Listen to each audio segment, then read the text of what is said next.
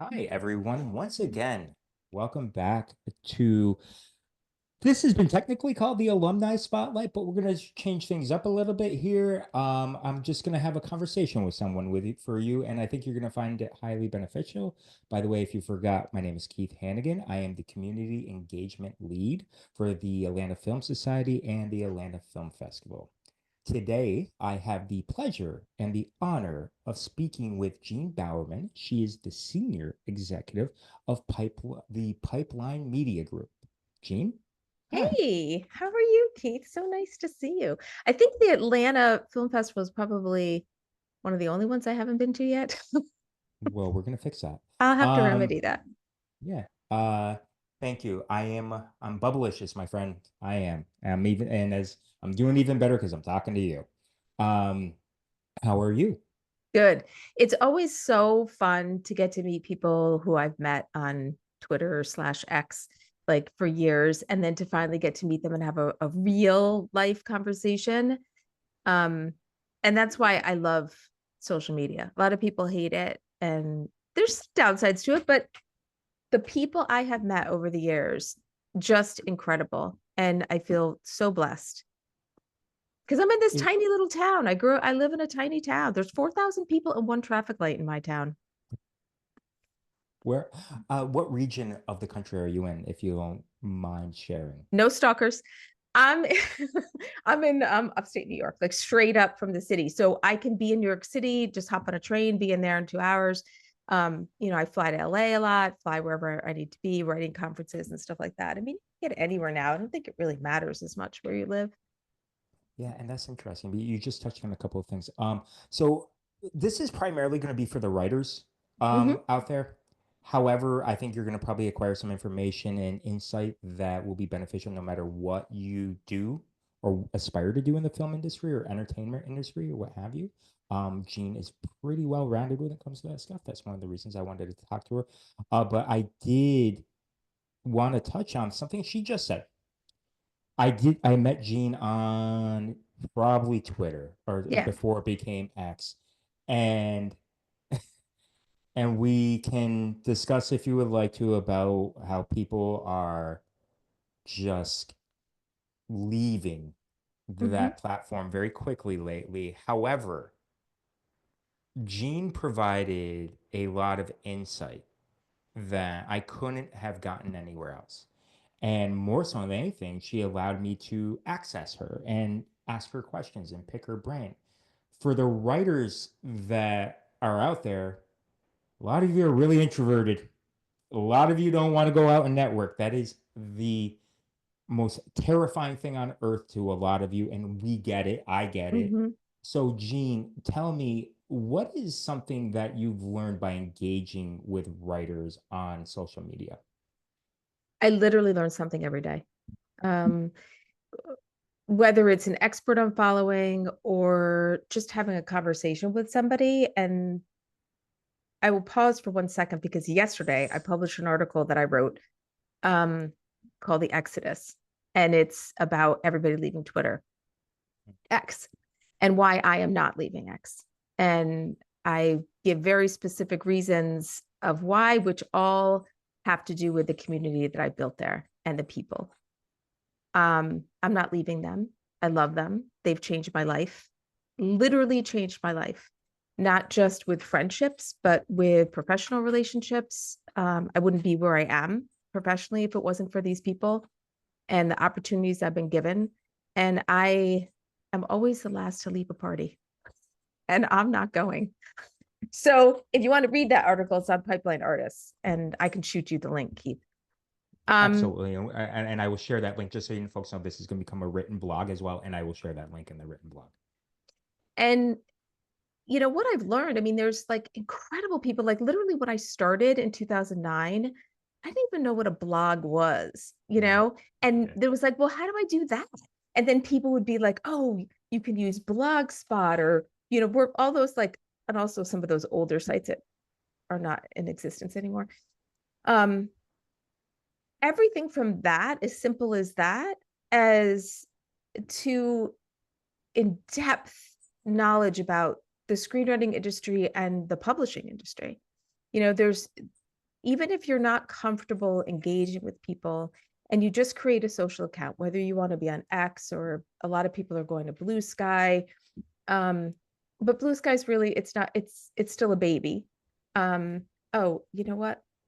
I didn't rename myself. Don't everybody, this is Jeanne Bowerman, not Not, Matt. not Matt. Matt's my boss, and sometimes we lap over in our Okay. Zoom accounts because we had a symposium last night, which I also run our online education. So I was logged in as him last night. So anyway, um, but a lot of stuff in the publishing industry, like Jane Friedman, I met her on Twitter back in 2009, and she was at the time the publisher of Writer's Digest. And she loved, we started following each other, and she loved like my writing voice of how I would tweet, like the things I would say in my tweets. And back then it was only 140 characters. And I loved that because it forced you to self-edit.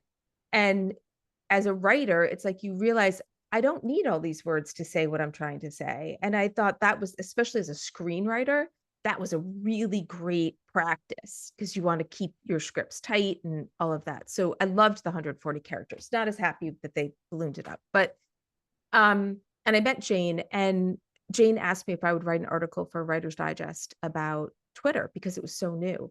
And so I wrote this like very informative Twitter 101 piece, instructional. And I sent it to Jane. I was all proud of myself. I've never had an article published before.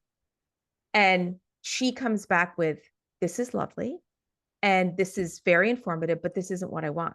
I want, because they used to call me the Twitter pimp angel because I would promote other people all the time. And she Okay. goes, I want the Twitter pimp angel voice. I want the voice you have on trust your voice. That was probably the biggest lesson ever. Hmm. And after that, I was like, oh yeah, balls to the wall now when I write. Like I don't, that's my voice. And Hmm. you embrace it instead of being like constantly questioning yourself. So a ton of little lessons like that that are actually some pretty big lessons. But every day. Well, hopefully we're gonna pivot here, and this is gonna be beneficial to everybody. Trust us. And yeah, trust me, and you'll understand when I ask it. You're out there, you put yourself out there. We have seen people like you who are very kind, just these very benevolent people who want to help others. However, there's a right way and a wrong way to approach you.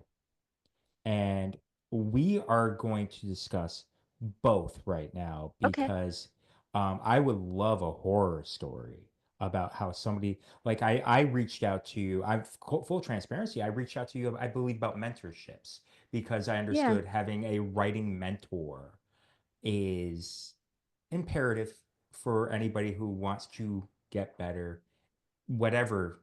A Mhm. mentor is great for you, whatever you Yeah. do in life. But how, and I wasn't like, hey, rude about it. I was just asking questions. I'd like to like pat myself on the back and think I obviously did it right. We're talking today, Yeah. but I didn't what block is you. yeah, yeah, there you go. But what can people do, A, to embrace you and have you embrace them back, and B, what can people absolutely 100% do not do? I think it's about, having a conversation with somebody first before you ever have an ask. And um like for myself and myself acquiring mentors on Twitter, Doug Richardson, who wrote Die Hard 2, Bad Boys Hostage, is now like my brother from another mother. Mm. But that all started by us having a dialogue on Twitter together. And I don't I had no, to be honest with you, I had no idea who it was. One of my friends, I'm terrible with names, and one of my friends had like sent out a tweet. Do you remember back in the day they used to have follow Fridays? And they would, Oh, there was, okay, so I'm going way back. So they used to have a hashtag FF for follow, or some people yes, would write it out, yes, I right? do. Okay, now I do remember. Sorry about that. And they would recommend people that for you to follow. So one of my friends who I met on Twitter, who's then became a New York Times bestselling author, she's lovely. She happened to know Doug, and she put out a follow Friday to her screenwriting friends. So that's all I knew, was that it was a screenwriter and it had all like a few names in him. So I followed everybody because I love JT and I trust her opinion, and I followed everybody. And then Doug's like, do I know you? And he had just joined Twitter. So he didn't understand this Follow Friday thing. And so we started having a little conversation back and forth. And then he started reading my articles on Script Magazine and reading my blog. And then I never, ever asked anything of him. He asked me, can I read that script you talk about? Can I read that script you're writing? And I was like, oh, okay. And so I sent him the script. He gave me notes. I did a rewrite. A couple months go by and he goes, aren't you going to send me back the rewrite? And I'm like, no, because that would be rude. Like you already did this huge favor by giving me notes. He goes, no, I want to see how you take notes. And then he came on as a producer of that script. So it was, and the reason that worked was because it was building relationships. So then there was, I'll give you another example. There was a guy on Twitter. I don't think he's very active anymore. His handle was Unk Screenwriter, UNK Screenwriter. And he was a big rewriter of scripts under NDAs. So he would never put his name on scripts, but he has rewritten some of, I mean, if I gave you the names, which I can't give you the names, really big scripts. So he did the same thing. We had dialogues chatting together on Twitter, and he asked if he could read the script. And so I said, okay. So I sent him the script. And then he says to me, there's a lot of stuff in here that's kind of wrong. And, it could be tighter, blah, blah, blah. And he said to me, do you want me to fix it? I said, no, I want you to teach me how to fix it. And that he told me that is the first time anybody ever said that to him, that they wanted to just learn, like show me how to do it. And we later became writing partners. And so it's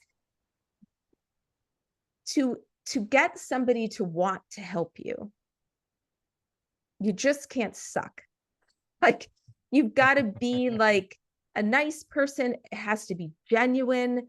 You have to be a good writer. Like, because if they had read my stuff and it wasn't good, they weren't going to want to take it to the next step, right? So you got to work on your craft. And the only way to work on your craft is to learn and be open to learning. But when you come right out and ask somebody, if I had said to either one of those guys, would you read my script? The answer would be no. But we had a relationship first, and there was a little bit of trust that went with that. There's people who I would say absolutely what not to do. Like I have, I follow back people. I'm not precious. It's not high school. I don't care about the numbers and whether I follow more people than I'm being followed by. I could care less about that stuff. I just don't have a lot of time to go through who's following me. Like as the years went on and I became, there was more exposure of me on social media, so more people would follow me. I just didn't always have the time to go follow everybody back. But every once in a while, I'll go in there and I'll follow people back. And I'm telling you, it happens almost every time I take a hot minute to do that. I'll get an instant direct message. So they've set it up, like they've programmed. There's no way they're like sitting on their laptop waiting, where it's like, here's links to my scripts. Here's please, let me know what I can do to get them made, like immediately. Do you think I don't have a life? And I think, what I get it. It's hard. This industry is so hard. And you just want to find that like one champion. But I don't have any power in the industry. I'm not going to be able to, if I did, I'd have 20 scripts produced of my own, So it's just, and one time I said to somebody, you know what, I will read your script, but first you have to pay it forward to somebody else and let me know what you did for somebody else. And then I will do this for you. And I never heard back from them. Oh, wow. It's like I kind of equate it to those instant direct messages where it's an immediate ask when you've never had a conversation. It's kind of like on that first date when things get a little too aggressive too fast. It's like, slow down. you Yeah, know, yeah. slow down. I don't even know you. Like, slow down. It's it's funny. So you work predominantly, oh, you engage predominantly with writers, correct? Yeah.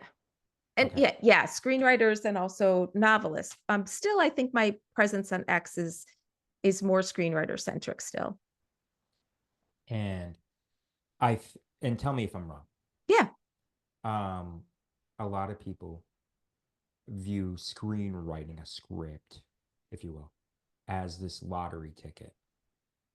That if more so than anything, like Wonka's ticket. Mhm. If you do this, it will grant me entry into this world. This world that was all glitz and glamour has changed Yeah. drastically. Um, Especially since it started with COVID, was followed by strikes.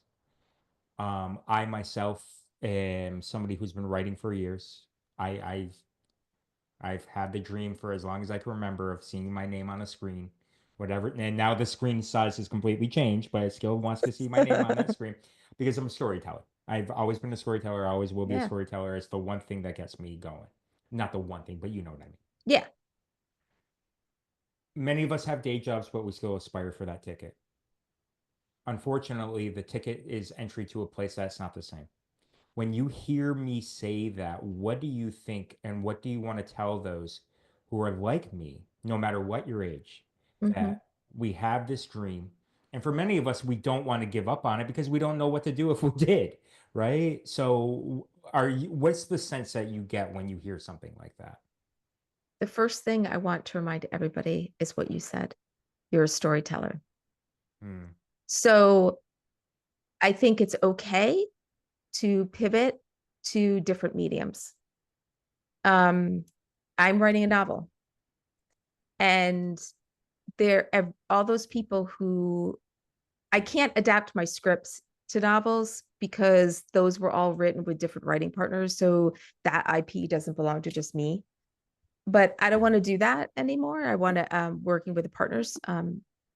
I've learned so much from the writing partners I had, but I want to. I have a story to tell, and I think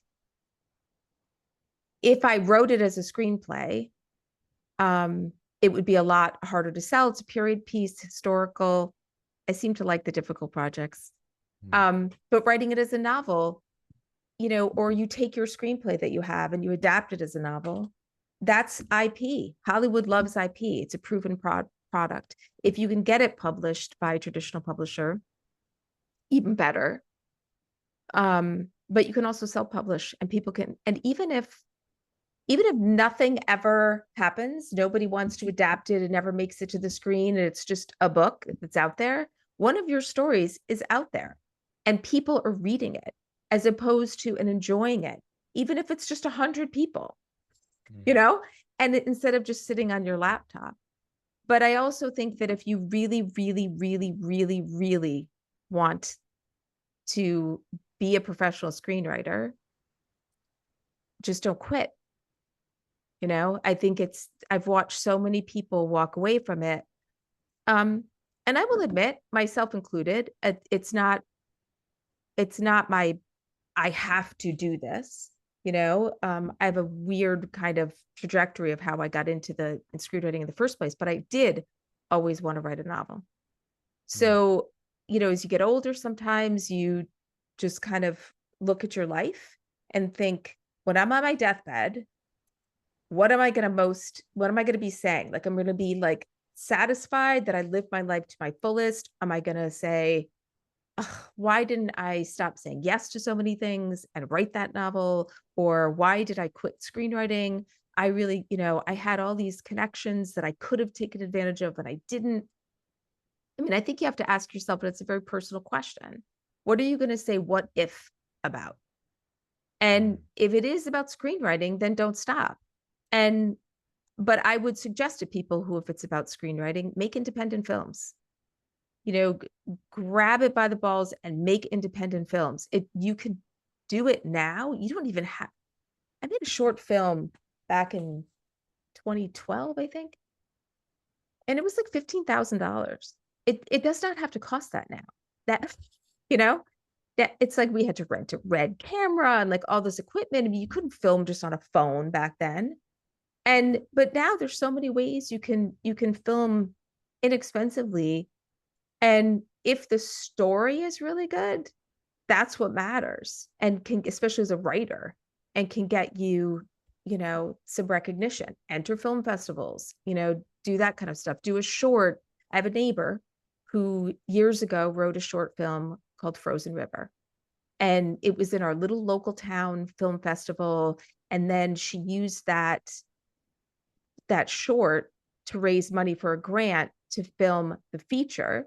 She filmed the feature, it went to Sundance, and she won the grand jury prize and was nominated for an Oscar. Oh, wow. So, I mean, and she did it all by herself. What was the film? Frozen River. Okay. I It's gotta really look good. that up. Look it up. I will. I will. It's really good. I I will think it also was tag Melissa that in the blog. Leo's like, yeah, it was I think Melissa Leo's like breakout film. Oh, really? Okay. Yeah, Oh, that's really interesting. good. Yeah. So it's, I think you just have to figure out, you just have to be a little more creative, you know. Contests are still good and a way that a lot of people find people. I always recommend, I mean, obviously, full disclosure, I work for Pipeline. So we have script pipeline contests, book pipeline contests. But I always tell people, when you are looking for a contest to enter, usually they'll have success stories somewhere up there, but also reach out to the people. I mean, every winner can't be a success. The company can work really hard to get as many people repped as they can, but they're not going to hit it out of the park every year. But I always tell people it's very easy to find the finalists of a screenwriting contest, and very easy to find those people on social media. So reach out to them and say, what did X company do for you when you were a finalist? Did you have a good experience? Did they do anything? Did you even get notified you were a finalist? Like what, I mean, there's and there are other writers, they will answer those questions for you. And that's, especially if you're budget conscious and you're trying not to enter like 12 contests and, you're watching your purse strings, reach out to some finalists and see what their experience was. But contests are still a valid way to get discovered by managers. I know a lot of That's managers will reach out to us and say, hey, I'm looking for a horror script. I'm looking for a comedy. Do you have anything good? I mean, they'll reach out to us. that's good. That's Yeah. everybody should hold on to that little nugget right there. That companies will reach out to the places that you could potentially win at. And Yeah. um, it was funny.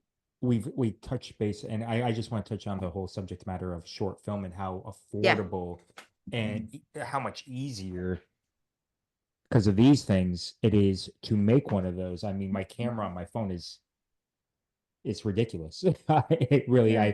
I actually had a ride with a cinematographer. She was a second camera for Guillermo del Toro a couple of times on a couple of his projects, and she's telling me how powerful these phones are and how amazing they are. It's just audio. Got to make sure the audio is Yeah. the same. So, but on Twitter, I saw arguably the best short movie I've ever seen because of Twitter. And you sit there and I reached out to the director, the writer director, and I'm like, wow, man, that was two locations. And he goes, really one. The second we just parked in a parking lot. Oh, And was it it's the one when he goes into the back of the the the trailer for box the car? crossing. Yeah, the crossing over express. Yeah, yeah, yeah. That was so good. It got me. I mean, it got me. And it was so well written, and it was such nothing extraordinary. It was just, and it was captivating. And the guy found his way with that film via Yep. putting it on social. And I think and deservingly so, he's reaped some benefits Yes. since. Yes. He got a lot of exposure from that. So, and I had to watch a few short films the other day, a part of our Atlanta Film Festival writers, I mean, not writers, Atlanta Film Festival work retreat. And I'm telling you, if you can just, it will help any writer Mm. tell a story in a very beginning, middle, end. What's the clear goal? what's the inner drive, things of that nature. And if you can execute it in like 12 minutes, oh my God, it's amazing. It's just absolutely sensational. And it'll help a lot of writers that we all know that are really long-winded, myself included, because I think it was best described to me that screenwriting is an exercise in efficiency. And I think a few of us forget that. Speaking of success stories, as I just went on a little bit of a rant there. Um, Speaking of success stories, what type of success stories are you seeing lately? Um, from whatever it be in screenwriting or what have you, whether you got them from your company or if you got them from social media. Well, before I talk about the success stories, I want to weigh in a little bit on the short film and the value of doing it as a writer.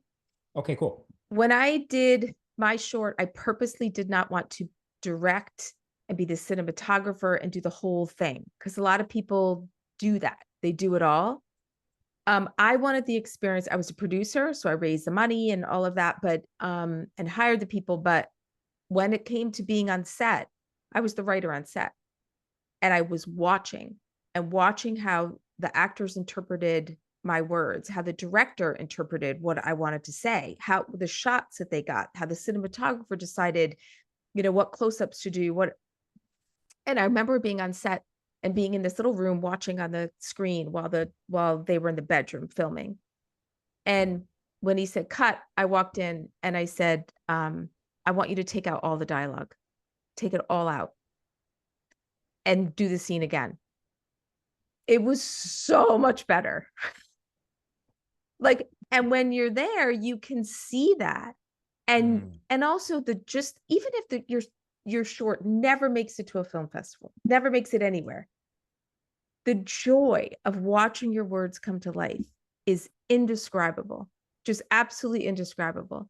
And you'll also learn if you want to be a filmmaker or if you want to just be a writer. I learned that I don't want to be a director or filmmaker. I don't want, that was really exhilarating and fun, but I'm happy to just write and let somebody else do all that. I'll give you the foundation of the story and you can change it and do whatever you want to do with it. But you know, I just want to be here with me and my laptop, you know? Um, so I would say that you will learn a lot and you will learn a lot about how much dialogue you do not need. mm, Um, so when it comes to success stories, it's really interesting is because like one of the people who came to Script Chat the other night, Script Chat is a screenwriting chat I've run on X for 15 years. And it's Sunday nights, 5 to 6 Pacific time. So anyone can join, just use the hashtag Script Chat. So join us. So on Script Chat the other night, somebody had just come from AFM, American Film Market.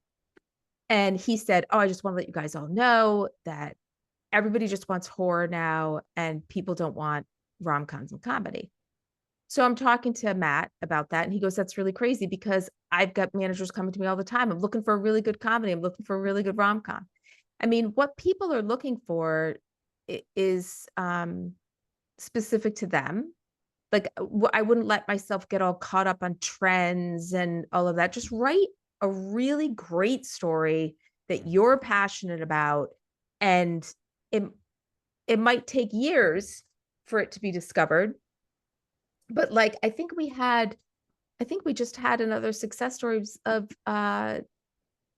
she sold the script. Some one of our contest winners from 2017.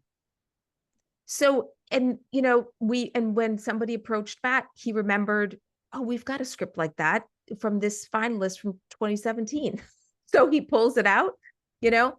I mean, so the other thing I would suggest, we had Bob Signs on Symposium last night talking about Christmas movies. And he's had 21 film scripts produced and 10 of them are Christmas movies. But he said whenever every year what he does is well, all of his scripts, whatever hasn't been purchased, he goes through his screenplays and he updates them for current culture and current technology so that at any given time they're ready to go. And he, touches that story every year to just make sure it's ready because you never know. And he has brought scripts that are 10 years old back to life and sold them. Nothing is ever really dead. So don't get discouraged and don't think that that project you worked so hard on is never going to see the light of day. It might. So just don't forget you have it there, you know? And are you seeing more in the world of features or pilot scripts being, are you seeing any pilots get any traction these days? I think TV is really, really hard right now. Okay. There's definitely been a pullback of the amount of TV shows that are being picked up and produced. They've got streaming bought like too much stuff. They have a glut of stuff, and features are definitely back. Which is also why I feel like if you've got the skill set or have a group, a community that does have the skill set, you know, try to shoot it. Why not? Yeah, what do you got to lose? Yeah, it's Uh, just, I mean, why not? You might yeah. love it. Um, so I don't want to take up too much more of your time. Um, but I want you to talk about pipeline media and what you all provide there for writers or any. Well, you just talk. Tell me what the company does for all of us. Yeah. I mean, I was um editor-in-chief of Script Magazine for 10 years before I came to Pipeline. And one of the reasons that I love Pipeline so much is that it's a bunch of writers, people who really believe in what we do. The readers we have for our contests are incredible and incredible writers in their own right. Um, Pipeline started off 25 years ago with Script Pipeline, and then we added Book Pipeline, which has contests for unpublished books and published books. And the published books, the contest for that is for what might make a great adaptation. And then we either say to the writer of the book, do you want us to just pitch your story to producers and managers, or do you want us to teach you how to write a screenplay? And that's all part of the prize. Like, we don't get any money from anybody who, we find success for. And, we really are there to try to help them get discovered. And so our team, if somebody says, yeah, I really would love to adapt this myself and just show me how to do it. And they jump right on it and help them develop the story and figure out what to call, and how to craft it. And Pipeline Artist was born when I came on. I was brought on to launch it with Matt. And it's sort of like this. I love it because it's a beautiful site. It's all about just content for artists and creatives. There's no ads on it. We actually pay writers to write the articles. Go figure. And it's just so clean, and it's all about the words and the images. And we even sometimes will pay artists to create an image for the piece. But basically, why I was so drawn to it and drawn to Pipeline Media Group is because, we have this philosophy. I always say to people who want to write for us and also teach symposium sessions, I always say, really, we have one rule, and you need to tell people what they need to hear, not what you think they want to hear. Because when you're blowing smoke, it and selling hope, that is a big pet peeve of mine, because it doesn't get anybody anywhere. And you can get farther along the path by knowing the real truth about the path. So that's what we try to do. Like I wrote that article about X, like why I'm not leaving. And I don't care if people like it or agree with me or not. Like, this is my truth. Like, I'm telling the story. And we try to have the articles be more personal, not journalistic so much, unless we're doing like a long form interview of somebody. And I also run Symposium, which is our online conference for the arts. And we keep it cheap and accessible. We do a lot of free events, and we just want people to learn. And I love doing those. We had one last night with Bob, and I always learn something in them. And, Bob taught one about writing to budget that is incredible. It's like literally explaining how you write a screenplay to budget, which would be helpful if you get hired to write a script, if you get hired to rewrite a script, but also if you want to make an independent film. You need to know, how can I make this film on a shoestring budget and still have it be really good? So, anything that we can do, not only as a company, but as individuals to help educate people and help them achieve their dream. It's really hard to have a dream like this that is like winning the lottery. You you have to be in it because you love it. And if you can find some people to kind of champion you along the way and, feed you little breadcrumbs along the way that help you not starve to death on the way, on the way to the win, that's how you build your community. And you have some fun along the way. I mean, like I'm a third degree black belt. Look at you. And I haven't trained in a while because I had a really bad car accident. But I remember our master saying to us all the time, it's not about the black belt. It's not about getting the black belt. Like when you get the first black belt, that's when you're just starting to learn. And it becomes part of you. And and you have to enjoy the journey of doing it. The kicks, the punches, the broken bones, all of that, torn ACLs. I've had it all. But you have to enjoy that because that's part of it. That's part of the journey. And every time you're on the floor, beaten up, either because, literally in the dojo, or because your script got rejected, it didn't win a contest, you pitched a Hollywood producer and they passed on it, whatever, all those hits that we take as creatives. I always say to my kids, I never learned anything from my successes. I always learned something from, I don't even like to call them failures. They're opportunities for learning. I always learned something when I got like kicked on the bathroom floor and I'm just sitting in it trying to figure out, am I going to get up? Am I going to keep going? Or am I just going to wallow here? Wallow anything.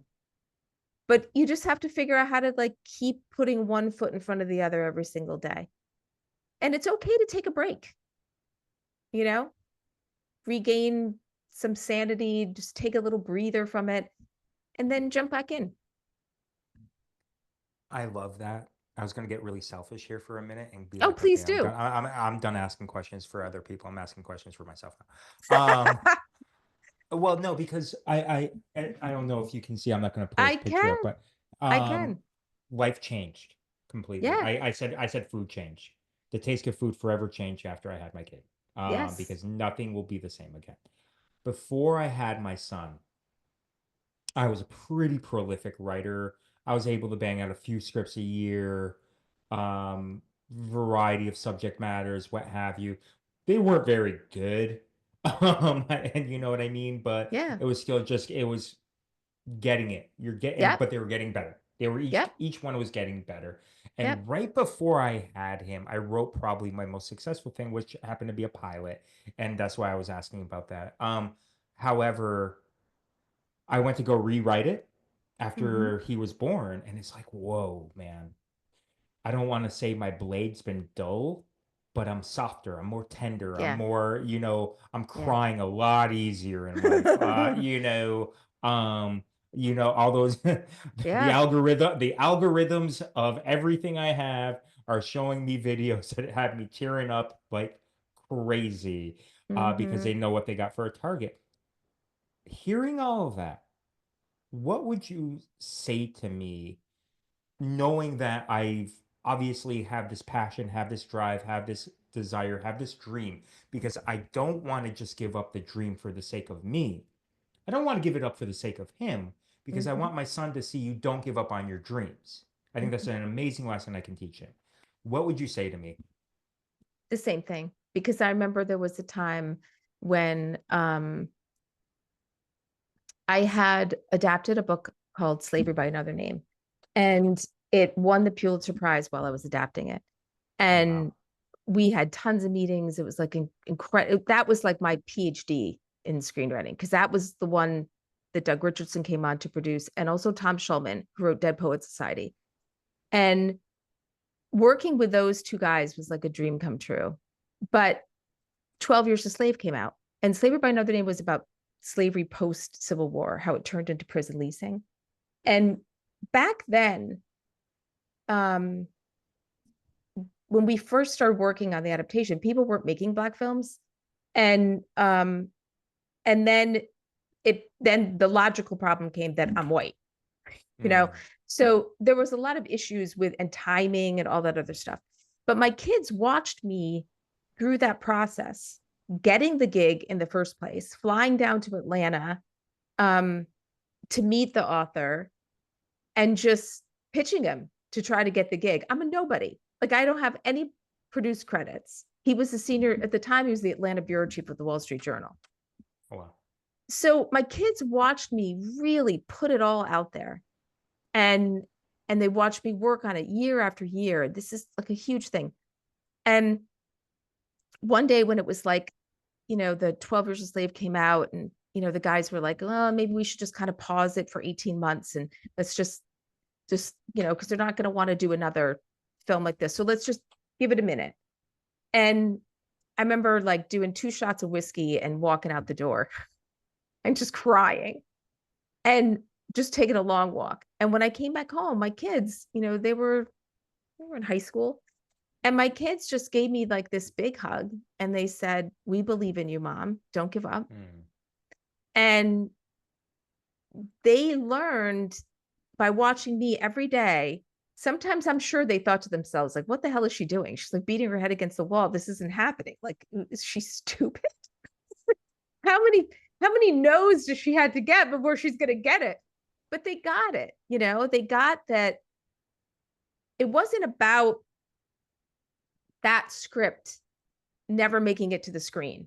And let me tell you, we came close so many times. And then we even adapted it as a limited series. But do I think that script is ever going to get made? I don't know. I have no idea. Sometimes my manager will, reach out to me and be like, yeah, just want you to know, I still pitch that every now and then. I'm like, okay, great. I'm here whenever you want it. But it's the people I met along the way, the experiences, the life experiences I had with this project. I'm in HBO's offices. I'm in Johnny Depp's offices. I'm in, Imagine's offices. I'm a country girl from a one traffic light town with 4,000 people. I won. Like whether this ever gets made or not, it doesn't matter.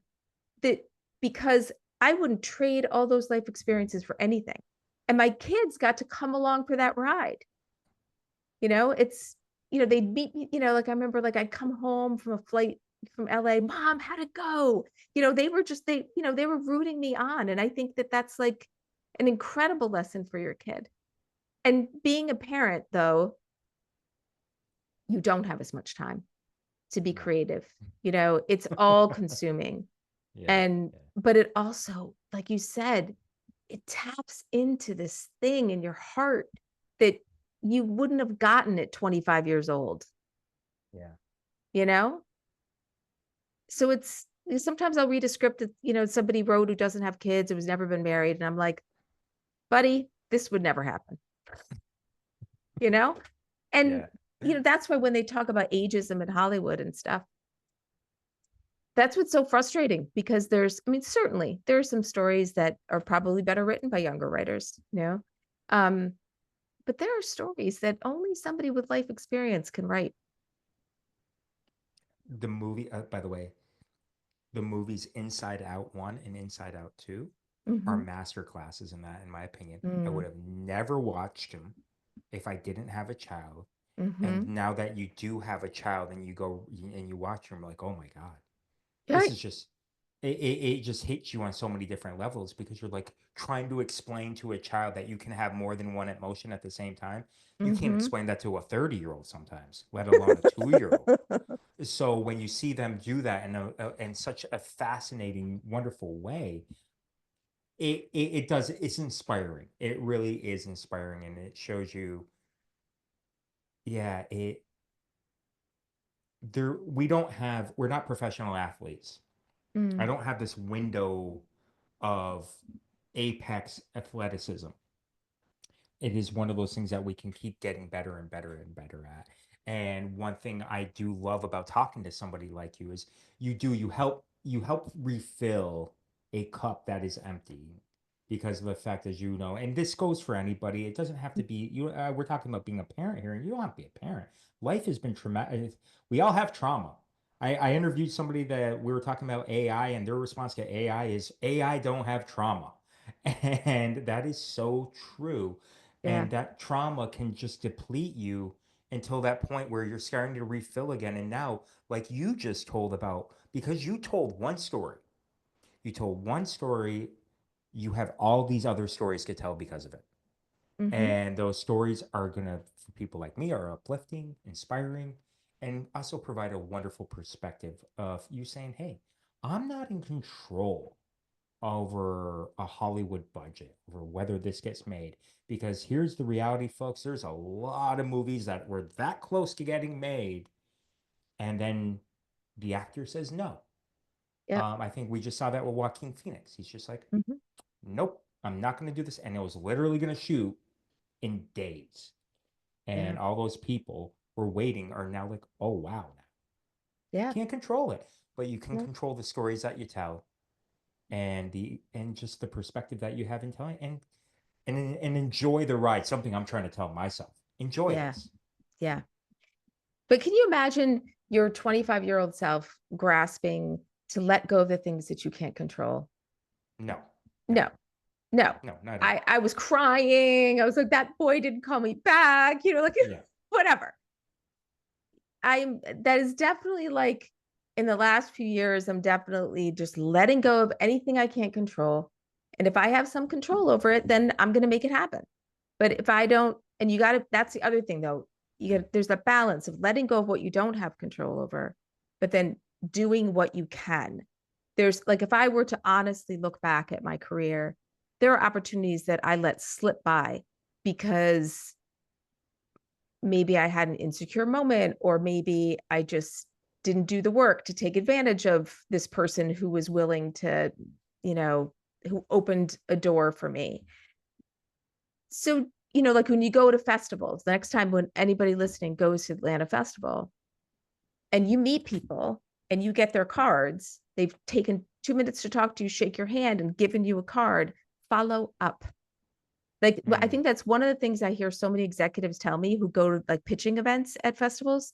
They'll say, yeah, I gave this person my card. I asked them for the script. They never sent it, or they never stayed in touch. Like they just burned the bridge. I don't know why. I was more than happy to, I would have waited 6 months for the screenplay.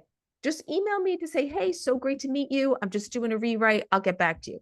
Nothing, crickets. So there's a lot of opportunities that people let slip by, and they might not even realize it. Um, but pay attention to them because there are probably more things you can do to help yourself than you realize. over my other shoulder is you miss 100% of the shots you don't take. Wayne Gretzky, Yes. Michael Scott. If you saw that in The Office, Michael Scott had that Yes. Oh my quote. God. Okay, so Love The Office. yeah. But it's true. I mean, It's so true. it's so true. Um, okay, before I let you go, Yeah. what is one piece of advice you can give to writers to make them a better writer? Gosh. I mean, I think when you write, Stephen King has this expression, write with the door closed.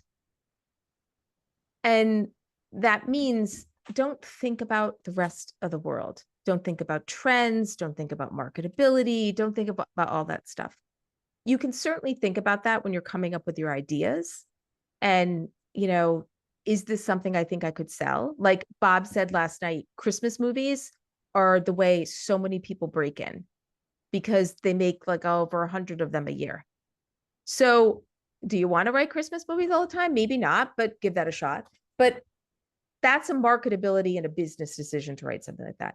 So, but you want to write anything you want to write, not Christmas movies. I'm talking about other stuff. Once you sit down to write it, don't think about what other people are going to think.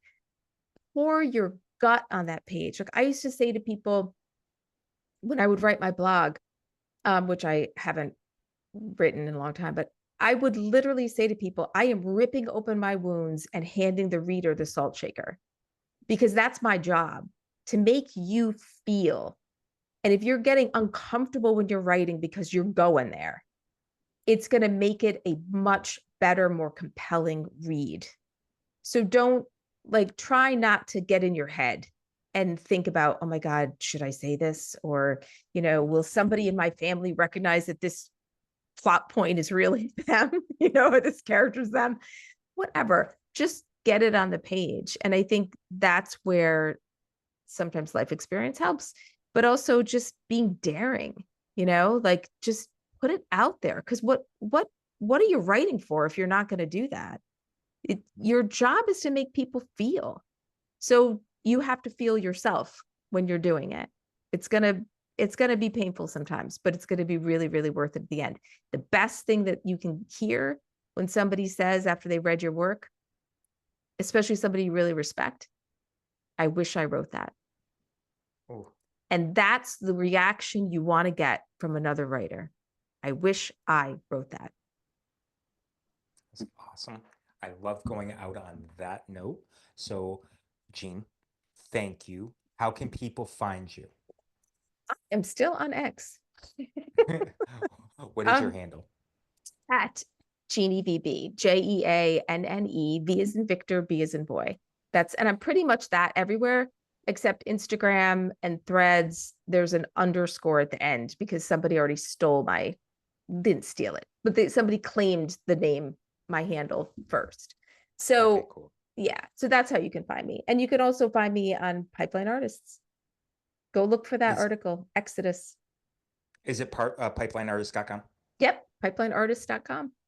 Awesome. Well, Jeanne, on behalf of me and everybody watching, thank you for your time.